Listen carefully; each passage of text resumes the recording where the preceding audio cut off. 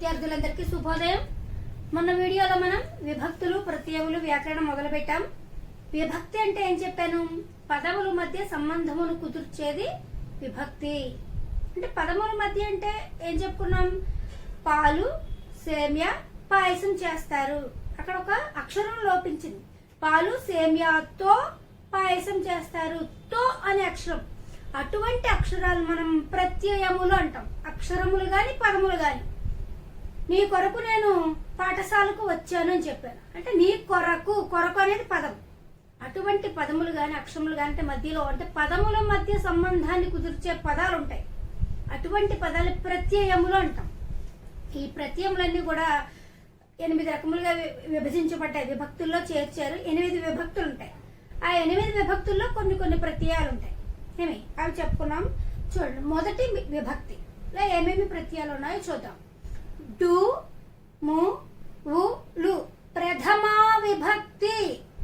Do, ము, వు, లు. డు, ము, వు, లు ప్రథమా విభక్తి. అంటే డు అనేది ఏంటి? రాముడు అన్నాం అనుకోండి. ఆ డు విభక్తి. అంటే ఏ విభక్తి? ప్రథమా విభక్తి, ప్రత్యయం. అలా ప్రతి పదము చివర వస్తుంటమాట విభక్తులు. రాముడు, అది డు అనేది ప్రథమా విభక్తి. రాముడు మంచి బాలుడు అని ఇచ్చాను. డు కింద అండర్లైన్ చేశాను. ఇదే విభక్తిని అడిగితే ఏం చెప్పాలి? ప్రథమా విభక్తి అని చెప్పాలి. ప్రథమ విభక్తులు ఏమేమి ఉంటాయి? డు, మో, వు, లు అనే ప్రత్యయాలు వస్తాయి. ఈ 4 ప్రత్యయములు ఎక్కడ వచ్చిన మనం ప్రథమా విభక్తి కింద గుర్తించాలి. రెండవ చూడండి. నిన్, నున్, లన్, కూర్చి, గురించి. నిన్ అంటే నీ, రాముని. నిన్, నున్, లన్, కూర్చి, గురించి. రాముని గురించి. అక్కడ నీ వచ్చింది, గురించి వచ్చింది. రాముని గురించి ఒక విషయం చెబుతాను అన్నాను. రాముని నీ ద్వితీయ, గురించి ద్వితీయ. ఇక్కడ అంటే నీ అంటున్నాను, మరి నిన్నని అంటలేదు కదా. ఇక్కడ చెప్పడం నిన్నని చెప్పాను. నిన్న అన్న అనేది ధృతం. అది మనం ఉన్నా లేకపోయినా కూడా దానికి ఆ అర్థం, పదం యొక్క కానీ అక్షరం యొక్క కానీ అర్థం అయితే మారదు. ధృతం ఏంటంటే అంతమైపోయే పదాలు అన్నమాట. అది వాటికి వ్యాకరణంలో చెప్తాం కానీ మనం ఉపయోగించినప్పుడు అంటే పూర్వకాలం అలా ఉపయోగించేవారు నిన్ను, నన్నని. ఇప్పుడు మనం ఏం చేస్తాం? వ్యవహారిక భాషలో మాట్లాడుతున్నాం, రాస్తున్నాం. కాబట్టి అవి మనం రాసేటప్పుడు వ్రాయనవసరం లేదు. రాముని వ్రాయక్కర్లేదు. రాముని గురించి. చూడండి, మళ్ళీ ద్వితీయ విభక్తి ప్రత్యయములు. నిన్, నున్, లన్, కూర్చి, గురించి. తర్వాత చూడండి మూడోది. చేతన్, చేన్, తోడం, తోన్. ఇక్కడ నిన్న వచ్చింది. చేతన్ చేత, చేన్ చే, తోడం తో, తోన్ తోడం తోడ, తోన్ తో. ఇక్కడ మనకి ఉదాహరణగా ఏం చెప్పుకుంటాం? రాముని చేత పాఠము చదవబడినది. రాముని నీ ద్వితీయ, చేత తృతీయ.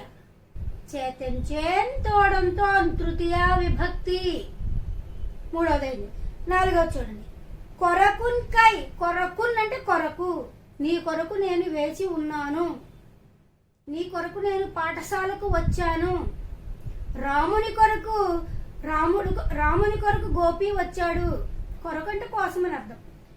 నీకై నేను వేచి ఉన్నాను. నీకై, కొరకున్, కై చతుర్థి విభక్తి. కొరకున్ అంటే కొరకు, కై కొరకున్, కై చతుర్థి విభక్తి. తర్వాత చూడండి. వలనన్, కంటెన్, పట్టి. నీ వలన నాకు చాలా బాధ కలిగింది అన్నాను. వలనన్, కంటెన్, పట్టి. కంటెన్ నేను మీకంటే చాలా పెద్దదాన్ని అని చెప్పాను. అటువంటి ప్రత్యయాలు వస్తే దాన్ని ఏమంటాం మనం? పంచమీ విభక్తి. వలనన్, కంటెన్, పట్టి పంచమీ విభక్తి. తర్వాత చూడండి. కిన్, కున్ యొక్క లోపలన్. కిన్ అంటే కి, కున్ కు. కిన్, కున్ యొక్క లోపలన్. యొక్క, కి, కు, లోపల ఇవన్నీ వస్తే మనం షష్ఠీ విభక్తి అంటాం. ఈ విధంగా ఇటువంటి ప్రత్యయాలు కిన్, కి, కు, కిన్, కున్ యొక్క. లోన్ అంటే లోపల, లోపల. ఈ ప్రత్యయాలు వస్తే దాన్ని షష్ఠీ విభక్తి కింద గుర్తిస్తాం. తర్వాత అందు, నన్. అందున్ అంటే అందు. దేవుని యందు భక్తి కలిగి ఉండాలి.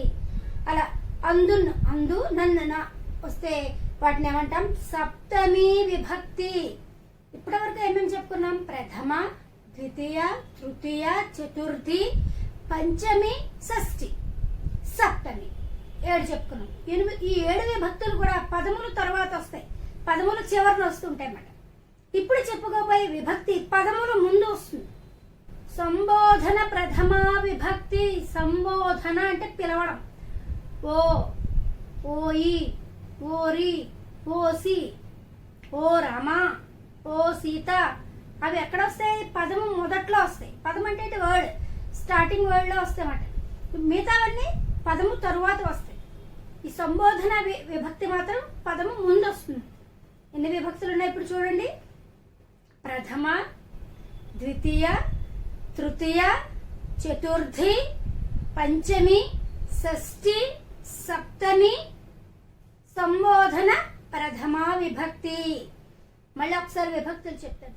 టు, ము, ఉ, లు ప్రథమా విభక్తి. నిన్, నున్, లన్ కూర్చి గురించి ద్వితీయ విభక్తి.